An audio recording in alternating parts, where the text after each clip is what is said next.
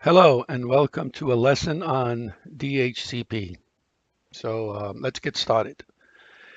The Dynamic Host Configuration Protocol is a server that's designed to assign, or probably a better word, lease IP addresses to hosts. So this way, when you come in and you turn your computer on, your computer is going to automatically go and request an IP address from somewhere if it's not been given a static address. There are four ways or four handshaking control signals that occur before the server actually gives you an IP address. So I want to make sure we're going to go over that first. So first, the client, excuse me, or the host sends out a DHCP discover broadcast message looking for a DHCP server. If there's a DHCP server around that sees that, looks at it, using port 68 and 69, the DHCP server will be looking for that.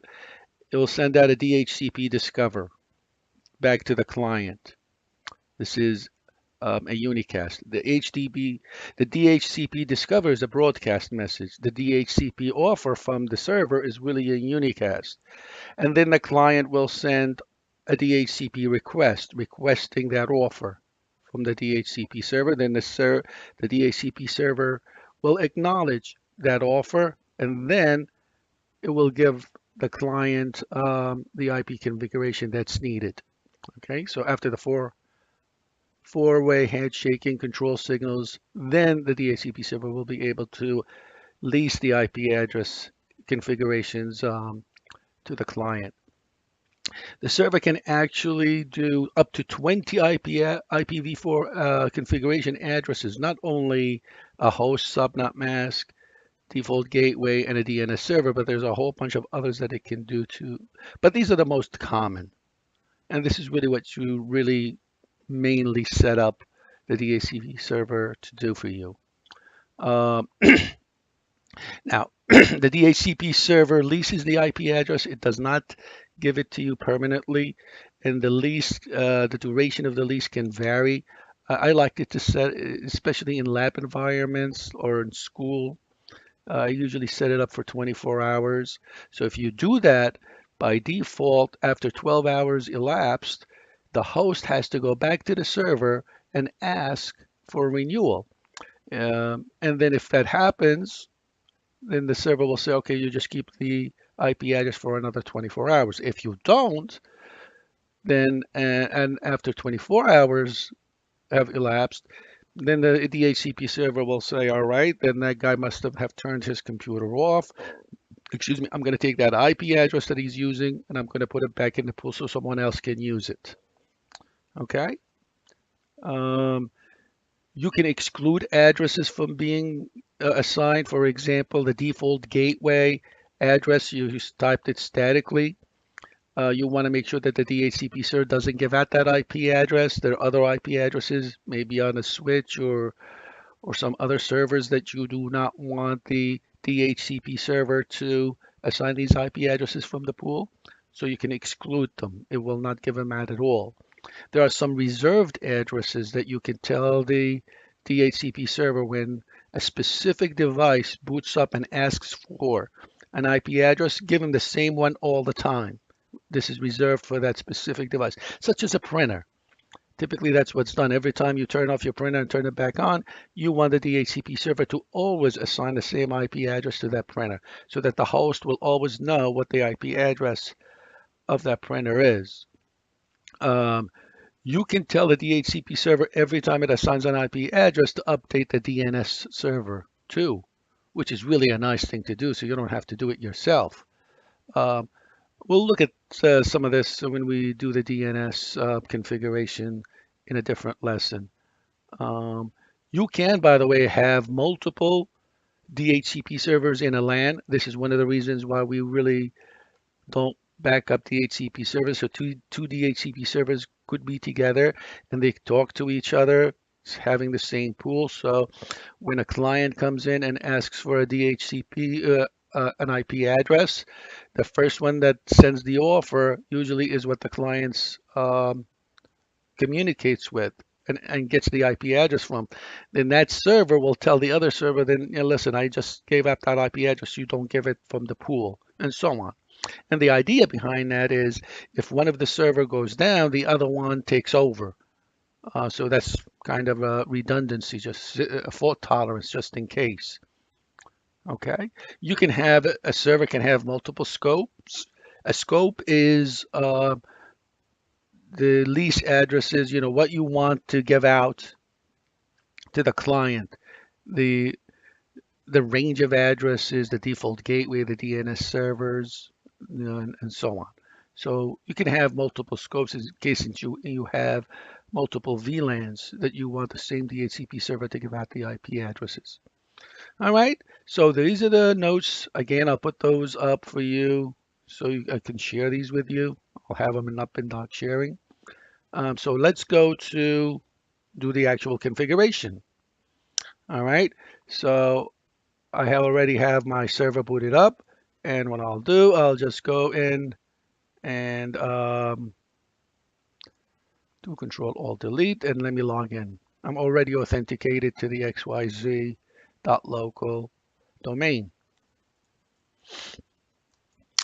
Okay, so once you get in there, we are going to add a new role in the server manager to the DHCP. So once you get in here, automatically just go to add roles and features. It's really pretty straightforward. This is a very quick, easy setup, as you will see. All right, you want it to be a role-based feature installation, so just click on next. Select the server from the server pool. Well, we only have that one pool, so click on next. And right in here, you click you want a DHCP server. It automatically tells you we want to add these features to it. Of course we do. Just click on feature, click on them, click on add features, and then click on next. All right, and it says, all right, select one of them more. Just take the defaults. This is all what you need, all the features that you wanted. And it says we are going to now, it says, do you have a static IP? Well, we already have it, the .100, right? We already have that. Click on it. Do you want the server to restart when it's required? You know what? Click on that. I'd like to do that. Click OK and click on install. All right, while it's installing. So it's going to take about a minute or two to install. So we're going to just let it go. And this is your first print screen. So while it's doing that, so do print screen and put that in the Microsoft Word. And also while it's doing that, when you're done with that, just go and open up Windows, the other Win 7. So go to your, oh, did I turn that off? No, I didn't turn it off. Go to the virtual box and turn Windows 7 because we want to test to make sure that our client is able to grab an IP address from the server. All right, so I turned mine on, so you go ahead and turn yours on. We'll come back to it later on once the installation is all done. It should not take that long. Here we go. Configuration is done. The installation is successful, but now we have to complete the configuration. All right, so just click on that link right here. That's really nice. We don't even have to go anywhere to do anything. So I'll click right on there. Okay, now we need to pretty much really authorize the server. We'll talk about that in a second. So do you want to create security groups, blah, blah, blah. Click on next. We want that. Now, you have to authorize the server, which means even if you installed it, if it's not authorized, the server will not give it out IP addresses. Now, what that means is, why do you want to do that? You want to make sure that you do not have rogue DHCP servers running around the LAN. So if somebody can come in and sets up a DHCP server, you won't be able to give out IP addresses unless it's authorized by the administrator, which means the administrator will have to type in his password to tell the server, okay, you can give out IP addresses. All right, so this is a very important step. You can, if you want, have someone else authorize it by clicking on the alternate credentials, or you can skip this authorization, but you have to come back to it later. So right now we're going to tell it to authorize it automatically. And I am the administrator, so just click on commit. Without the authorization, nothing is going to happen. Well, that's it. Excuse me. The DHCP server is installed. So click on closed and click on closed. And you are done. Excuse me. Now all you have to do, just go to tools, click on tools, and you'll see that you have a DHCP server. Prior to that, probably I should have showed you that if you went to tools, we don't have this option. But now that the DHCP is installed, it comes in the tools. So just go to tools, click on DHCP, and we expand this a little bit. All right. And I want you to click right here, expand let me just bring this up because we can't see it. Click on your server and you'll see this DHCP can set up for IPv4 and IPv6. Expand the IPv4 because that's pretty much what we're going to be doing. All right, here's the scope what we're going to be doing. And this is actually a new scope that I did prior. Oh God, it's still in there. But we'll go through it because I was practicing a little bit. So let's create a new scope. You right click on IPv4 and click on new scope. Click on next. Let's give it a name of the scope. Let's say it's, I don't know, NetW230. Description is DHCP, right? Click on next. What's the starting IP address? Let's say it's 192.168.10.4. That's the first IP. The first .1, .2, .3 will not be given out. Okay, so I'm excluding these addresses. .1, I know I already assigned it for the default gateway, which we already don't have. And 2 and 3, maybe I assigned them for something else. The last address is going to be 192.168.10.254, right? But remember, .100 is the server. So we want to make sure that the server we're going to exclude that address as well. We'll exclude it later on.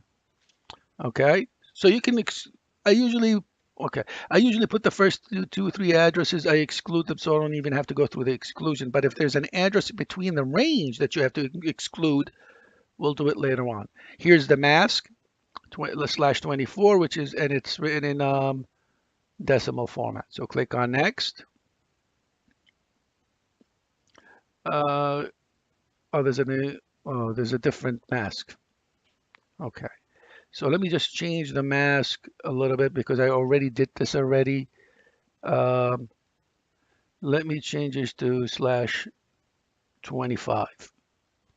Okay. Still. Okay. Let's make it then not .10. Let's make it .11. You guys can make it .10. Okay. I'll leave mine as .11. I'll click on OK. It says, do you want to create a super scope that contains 2 scope within 128 addresses in each scope? Or do you want to create, it's too large. So say, do you want to create, I can say, yes, make one large scope. You're not going to get this. So you just ignore this step. All right, so let's click on the duration. I said I want it to be 24 hours. I'll just make it 1 day. By the way, if you make the durations all zeros, that means you can get the IP address and keep it forever. That's not a good idea, though. You can make it for 1 hour if you have a lot of mobile users that move around and you don't want them to keep that IP addresses while they're running around. So they always lose, they move from one part of the building to the other. But if you are on a desktop sitting home, usually you do it for like 8 days. You leave the default really. If you are in an environment where students come in and out in a lab environment, I usually set it up for 24 hours. All right, so we'll set it up for 1 day, 24 hours. Click on next. Yes, I want to configure these options now. There's some options that we want to do. Here's where the exclusion is. The default router, well, actually, it's not the exclusion. You want to tell it what the default router is going to be, .1. Make sure you click on add. Uh, that's that's all I wanted. Click on next. The DNS server, they already have this server, .100, as the DNS server. So click on next. Well, you can add other DNS servers if you have any out there. Click on next. Wins server, this is the Windows network servers. Nobody has that, the NetBIOS computers. So you don't even have to worry about that either. Click on next. You want to activate the scope now. Click on next, yes, because if you don't activate it, that means it will not give out IP addresses. So click on next, and we are finished. Okay, so let's go to the reservation. Reservations is where you want to give out IP addresses. So go to server options, right click, and configure options. Look at all the different options that you could do. You can set up a router, advanced options. You could do all of that. We're not going to do any of that stuff for now. Okay, so if you look at here's the scope. Actually, we did two scopes here. And here's the super scope for us, which you guys not going to have. This I created two. I created net W230 and net W and net W230. Actually, two of them, I guess. Yeah, I did. Here's the old scope is what you should have in there. If you right click on reservation, I know I did reservations in there. New reservation. Okay, so here's click on unit reservations. You want to reserve an address.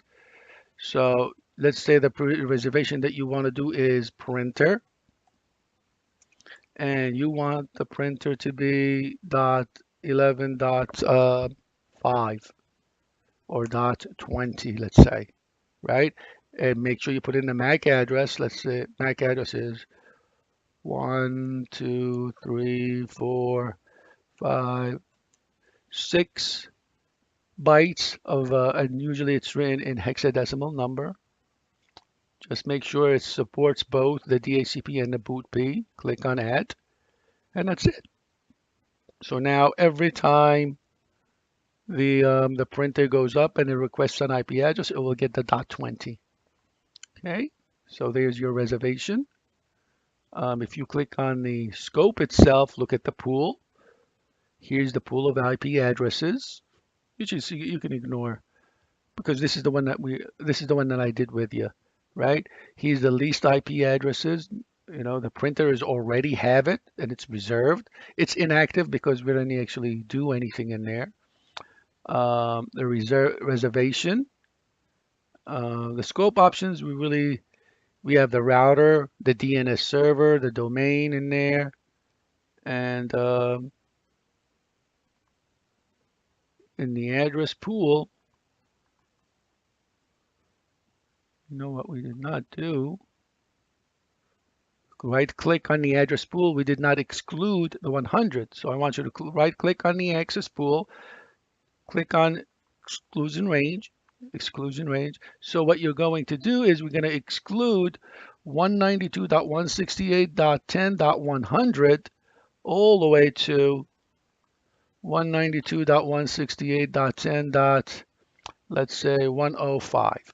100 has already been assigned to this IP address. You don't want to give it out. This is in addition to the first 2-3 addresses that we excluded already. So click on that. And the addresses must be a subnet. Oh, it's 11 dot. Not in your case, you guys do 10 or 11. It really doesn't matter. And I'll click on add. And there you go. Now I have a range of excluded addresses in there. And now what I want you to do is, while this is expanded, click on the pool. And I want you to take a picture of this. All right, so take a snap picture. Okay, leaving that on. Now I want you to, let's go to Windows, Windows 7, because now this, and let's go to the keyboard. Okay, I'm going to log in.